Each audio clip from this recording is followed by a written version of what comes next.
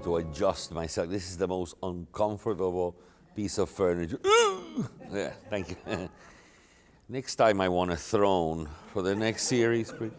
A question. There she is. Yes, ladies and gentlemen, she's been absent from a few tapes because she says her son had soccer games. Now, why has she put this, given priority, over the grace of our companionship? I put it to you, because she has been set free, because she loves her son. And with my son in mind, in your description of individualism versus personalism, and many times we're hearing about morality of conscience, and when that's dissected, it's often the ego making a choice, and it's very self-centered and self-serving. As a parent and wanting to join in partnership in forming my son's conscience, what tools, how how are the consciences formed when in Oh, alas, a formation of conscience. Well, you know everything. It's incredibly simplistic, the answer, and I know. It's easy for me to say these things, but you know, the fact is that everything is related to everything else. I mean, all of these things occur within that intercommunion. I mean, the more your home life, family life, out of which this child emerges, the more it can convey this spiritual reality of intercommunion, the better. It just makes sense. Now, number one. But you know, I recommend you don't worry about this too much. Remember, in the Catechism, this discussion is way towards the end. Number one is to see how one can make present Jesus Christ. It is Jesus Christ that will empower your son's conscience. It isn't you. You only present a credible witness of your own struggle to follow him. You ooze that, no matter what. And hey, don't worry anymore.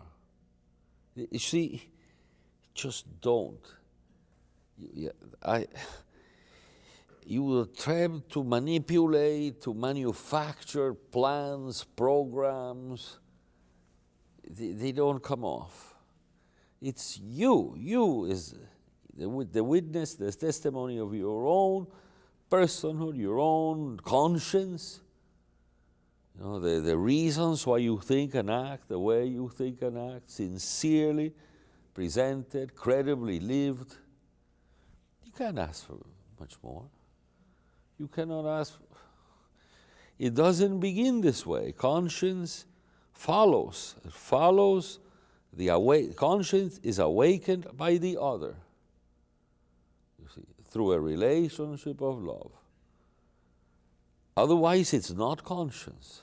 It's, as you say, feelings, memories, I don't know, psychological realities. It doesn't go outside of us. It stays within us. A life that will constantly show your openness to the others. A family life that is not self-enclosed, but that is open always to the other, even if it can be a horrendous mess. How wonderful. You see, all of these things. I don't know, but I know one thing.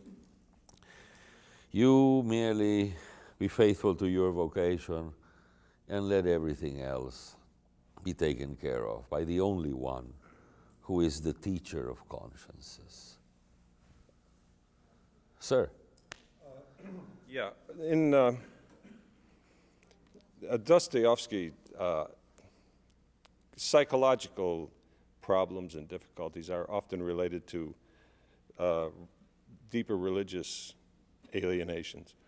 It seems to me in contemporary life, all problems are related to psychological hang-ups, and that these are all seen as a result of lack of ego fulfillment and one's wants, needs, desires.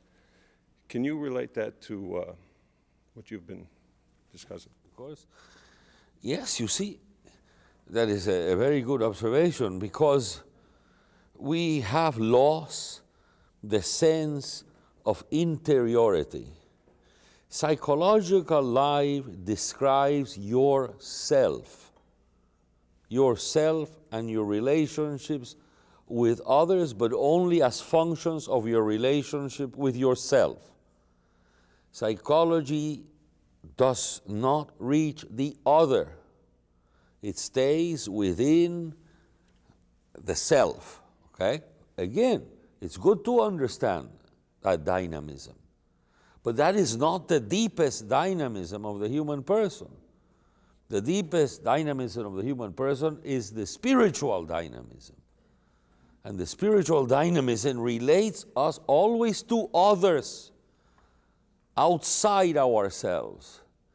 But the modern mentality cannot grasp anything outside of ourselves. In fact, that is its founding dogma. Cogito ergo sum. Everything, my own existence, everything that exists depends on my thinking of it. That is the founding doctrine of all modern ideologies.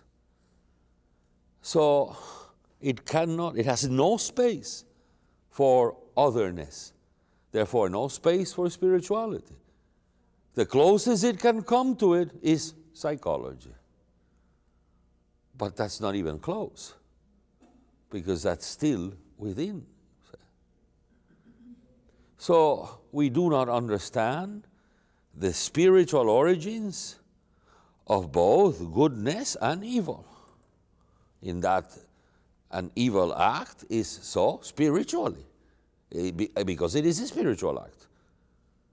If everything is psychology, there is no such thing as evil, because you can't help it.